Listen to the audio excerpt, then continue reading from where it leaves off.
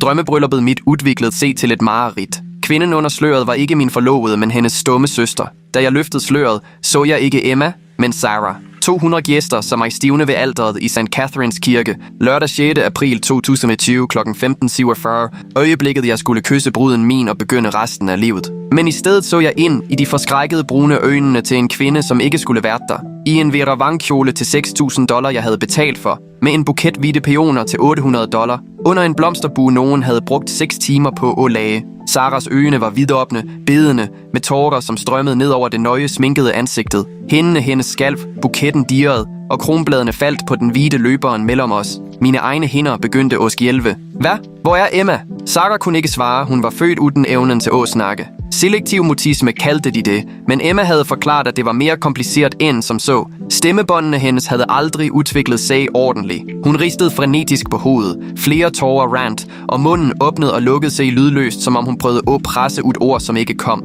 Jeg så forbi hende til Emmas forældre på første rad. Moren hendes, Margaret, gråt i et lommetørkle. Ikke glædestårer, men noget andet. Noget, som så ud som skyld. Faren hendes, Richard, så bort da blikkene, hvor mødtes kæven hans stram, ansigtet rødt. Nogen må fortælle mig, hvad som sker. Stemmen min kom højere ud, end jeg havde tænkt. Ekkoet gennem kirken, fik folk til at røre på se. Akkurat nogen må forklare dette. Præsten, pastor Michael, som havde tjent Emmas familie i 20 år og ledet os gennem ægteskabsforberedelserne, trak sig tilbage, hintene hævet, forvirringen tydelig. All-musikken, som havde spillet lavt, standset bråt, og etterlot bare stilhed og lyden af 200 mennesker, som knapt pustede. Så hørte jeg det. En telefon summede i Sarahs buket. Hun fumlede med blomsterne, næsten mistede dem, trak ud en iPhone med en sprukket skærm. Telefonen hendes. Jeg kendte den igen fra familiemiddager. Fra måden hun brugte den til at kommunicere det, hun ikke kunne sige højt. Hun snudde den mod mig. En tekstmelding fyldte skærmen fra Emma. Beklager, jeg kan ikke gøre dette. Sarah vil forklare alt. Vær så snil,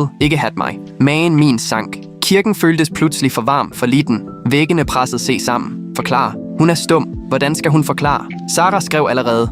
Fingrene fløj over skærmen med desperat hastighed. Hun snudede telefonen tilbage til mig, og jeg læste ordene, som fik gulvet til at forsvinde. Emma drog i går kvæld. Hun er med Markus. De har været sammen i 6 måneder. Hun orkede ikke at fortælle dig det. Bad mig tage hendes plads, så du ikke skulle blive ydmyget foran alle. Jeg er så lei mig. Jeg ville ikke gøre dette. Markus, min forlover, fyren jeg havde kendt siden college, som havde hjulpet mig med at vælge forlovelsesringen, som arrangerede uddrikningslaget mit, som havde stået ved min side gennem alle vigtige øjeblikke i mit voksne liv. Markus, som ikke stod ved alteret med de andre forloverne. Markus, hvis plads ved siden af mig var påfaldende tom. Jeg så på forloverne, broren min Jake, romkammeraten fra college David, fætteren min Tom, Emmas bror Chris. Hvor er Markus? De studerede gulvet, skoene, tæppet, alt andet end øjnene mine. Jake snakkede endelig, stemmen hans knapt hørbar. Han sendte melding i morges, så han var syg, matforgiftning eller noget. Han er ikke syg. Ordene kom ud flatte, døde. Han er med forloveden min. Et gisp gik gennem mængden. Nogens telefon klirrede i gulvet. Emmas mor slap ud en lyd, som kunne være et hikst, mens jeg hørte min egen mor gråtte bak mig. Faren min trak pusten skarpt. Sarah skrev igen. Fingrene hendes skalv så mye, at hun måtte skrive om flere gange. Jeg prøvede at fortælle hende at ikke gøre dette. Jeg bag hende, men hun sagde, du ville forstå til slut, at du ville se, det var for det bedste. At på denne måde ville du ikke blive flau. Ikke blive flau? Stemmen min steg. Kontrollen glap. Jeg står ved alteret med fejl kvinde foran 200 mennesker. Hvordan er dette mindre flaut? Sarahs mor, Margaret, rejste sig, pressede lommetørklædet mod munden. Vi prøvede jo at stoppe hende, Daniel. Vi gjorde det, men Emma var så insisterende. Hun sagde, du var en god mand, at du ville tilgive hende. At du ville forstå, at hun bare var red for forpligtelse og trængte tid. En god mand. Jeg gentog ordene som fremmede. Så hun sendte søsteren sin for at gifte se med mig i stedet. Kirken var fyldt med whisking no. Telefoner kom frem. Dusindvis af skærmer lyste op. Kameraer blev slået på. Inden i kveld ville dette være overalt. Facebook, Instagram, TikTok. Historien om fyren, hvis brud forlod ham ved alteret og sendte sin stumme søster som erstatning. Jeg tog frem telefonen min. Ringte Emma. Ret til telefonsvarer. Stemmen hendes glad og lys. Hej, du har nået Emma. Like igen en besked. Som om ingenting var galt. Som om hun ikke netop havde ødelagt bryllupsdagen hvor. Ringte Markus. Samme greje. Telefonsvarer. Stemmen hans. Markus her. Du ved, hvad du skal gøre. Jeg havde lagt igen dusindvis af meldinger til ham gennem årene. Om basketballkamper og helgeplaner. Og om han ville tage en drink. Aldrig om at stjæle forloveden min. Jeg så på Sarah. Virkelig så på hende. På det skræmte ansigtet hendes. Tårer som fortsat rant. Sminken ødelagt. Iført en kjole, som ikke var ment for hende. Holdende blomster, hun ikke burde holde. Stående på et sted, hun aldrig ønskede at være. På kjolen Emma skulle have på se. Den vi havde brugt timer på at vælge sammen. Den hun havde grådt over, da hun prøvede den, fordi den var perfekt. Fordi hun ikke kunne vente med at gifte sig med mig i den. På blomsterne, dekorationerne, enhedslyset vi skulle tænde sammen, kakken i selskabslokalet, 3 etager, vanilje med bringebærfyld, toppet med sukkerblomster, som kostede $200, DJ'en, fotografen, som fangede alt dette, videografen, som fortsat filmet, $40.000. Det var det, vi havde brugt. Jeg havde brugt mest siden Emmas forfatterkarriere ikke havde taget ved nå, og min programvare ingeniørløn dækkede de fleste udgifterne. $40.000 for et bryllup med en kvinde, som ikke engang mødte op. Hænderne mine sluttede at skælve. Noget kaldt og hardt satte sig i brystet mit. Pressede ud panikken, ydmygelsen, smerten. Klarheden kom som isvand. Jeg snudede mig for mødemængden. 200 ansigter, som stirrede tilbage på mig. Familie, venner, kollegaer. Hele Emmas sociale kreds. Stemmen min, da jeg snakkede, var stødig. Rolig. Den rolige følelsen, som opstår, når alt allerede har kollapset. For de, som ikke ved det, har min forlovede Emma valgt ikke komme til vort eget bryllup i dag. Hun er nå med min forlover, Marcus Chen. De har haft en affære i et halvt år. Flere gisp hørtes, og Saras mor forsøgte at rejse se, men jeg løftede hånden. I stedet for at sige det til mig selv, eller aflyse brylluppet som en normal person, sendte hun sin tavse søster Sara for at stå ved alteret i hendes sted. For tilsyneladende er det mindre ydmygende end at aflyse brylluppet. Jeg så ret på Emmas far. Vidste du om dette? Om affæren? Ansigtet hans, rødmende og skamfuldt, undgik mit blik og sagde alt. Dere vidste alle sammen. Jeg granskede de første radene, så skylden skrevet i ansigtene til Emmas slægtninge og venner, som pludselig fandt skoene sine vældig interessante. Dere vidste det, men ingen sagde noget. Ingen ringte mig. Ingen sendte en melding. Dere ville bare lade mig stå her og opdage det på denne måde. Moren min gråt højt nå på andre rad. Faren min holdt rundt hende. Ansigtet hans vrid af sinde. Ikke rettet mod mig. Mod dem. Mod Emma. Mod hele denne katastrofen. Jeg vendte mig til Sara igen. Tog et dybt pust. Dette er ikke din fejl. Jeg er lei mig for, at du blev draget ind i dette. Du fortjente ikke denne situationen. Hun nikkede, mens tårerne rant stadig fortere, og hele kroppen ristede. Hun prøvede at skrive noget på telefonen, men hænderne hendes skalv for mye. Jeg så ordene, før hun gav op. Jeg er så lei mig. Jeg snudede mig mod publikum en sidste gang. Modtagelsen er betalt. Maden er klar. Det er en åben bar. Der er alle velkomne til at blive og spise. Fejre noget. Hvad som helst. Bare ikke mit ægteskab, for det bliver det ikke noget af.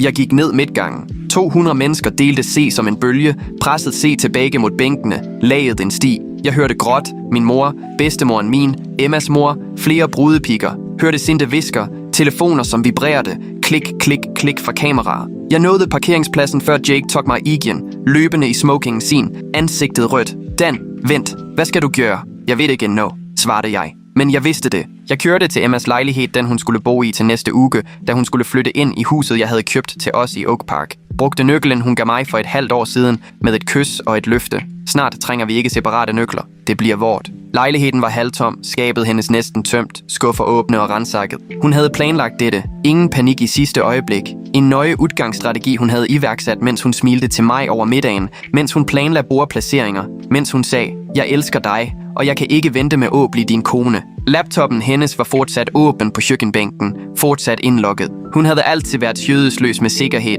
havde aldrig ændret passordene sine selv, når jeg foreslog det. Havde let og sagt, jeg stoler på dig. Jeg åbnede e-posten hendes, gik til sendemappen, begyndte at bladre, fandt det jeg ledte efter i en e-post til Markus fra 3 uger siden, 15. marts, 3 uger før vort bryllup. Emnelinje, jeg kan ikke gøre dette længere. Indholdet i e-posten var værre. Jeg kan ikke vente længere. Lad os bare dra i morgen næste uge. Jeg bryr mig ikke. Vi finder ud af brylluppet senere. Aflys det, udsæt det, hvad som helst. Daniel vil forstå til slut. Han er for snil til at være sint længe. Det er problemet egentlig. Han er for snil, for forståelsesfuld, for stabil. Jeg elsker ham, men jeg er ikke forelsket i ham. Ikke som jeg er med dig. Du får mig til at føle mig levende. Han får mig til at føle mig tryg, og det er ikke det samme. Jeg trænger at føle mig levende. Jeg trænger dig. Lad os bare stikke af.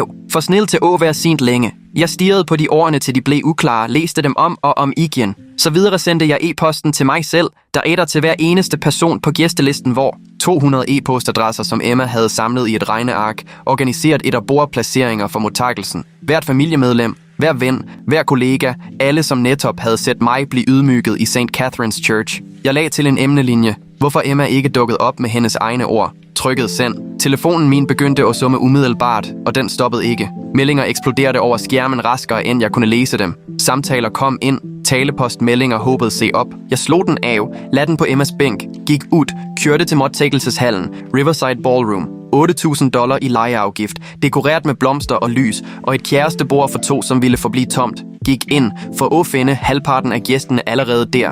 De havde taget mig på invitationen. Spiste den dyre caterede maden, drak fra den åbne barn, stod i små grupper, snakkede i ivrige hvisker. Moren min skyndte se over. Sminken ødelagt af gråt. Faren min ved siden af hende så ud, som han ville slå Noe. Daniel, kære, er du ok? Jeg har det bra. Hvad gjorde du? Folk tjekker telefonene sine, og jeg sørgede for, at alle ved sandheden. Hele sandheden. Med Emmas egne ord. Telefonen min var af, men jeg kunne forestille mig, hvad som skete. Emmas familie læste den e-posten. Hendes venner, hendes kolleger, Markus' familie. Alle, som havde været i den kirken. Alle, som havde set mig stå der med Sarah, mens 200 mennesker, så livet mit falde fra hverandre. De ville alle vide nå, at Emma ikke bare havde forladt mig. At hun havde planlagt det. At hun havde kaldt mig for snil til at være sint længe. At hun havde sendt sin tavse søster for at tage hendes plads, fordi hun var for fej til at møde mig selv. At hun havde haft en affære med min forlover i 6 måneder, mens hun planlagde et bryllup med mig. Faren min fandt mig ved baren 2 timer senere, lagde hånden sin på skulderen min. Jeg er stolt af dig, søn. Fordi hvad?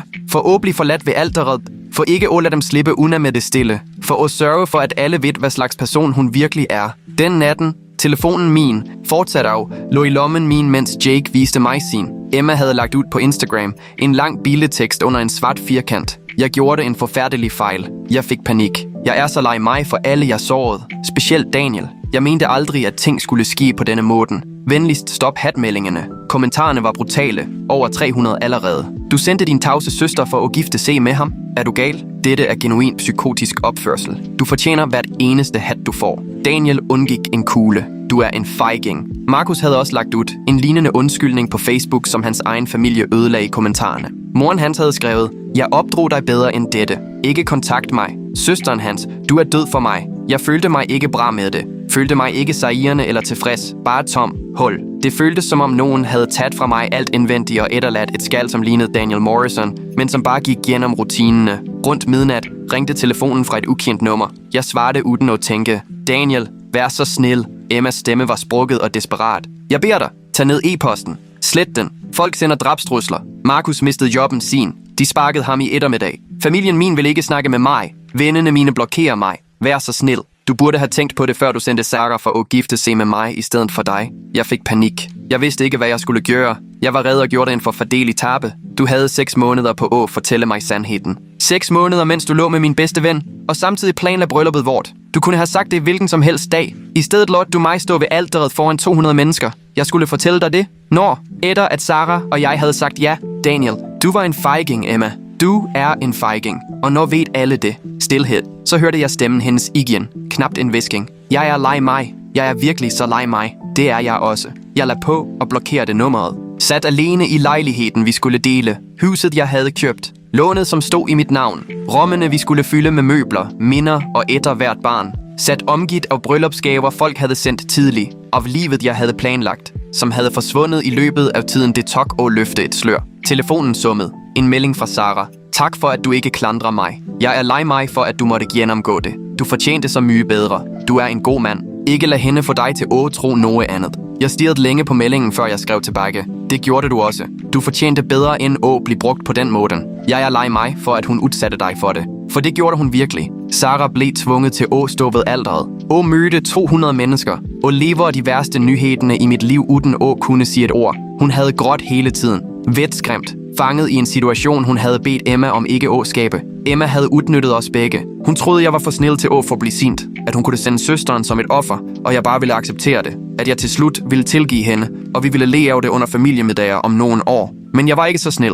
Ikke længere. Jeg åbnede laptoppen og så på e-posten, som lå i sendemappen. På de 200 modtagerne. På læsebekræftelserne, som viste, at 198 personer havde åbnet den. På svarene, som fyldte inboxen min. Udtryk for sinde, støtte, uro. Emma havde regnet med, at jeg var for snil til at forblive sint. Hun havde bygget planen sin rundt det, men hun tog fejl.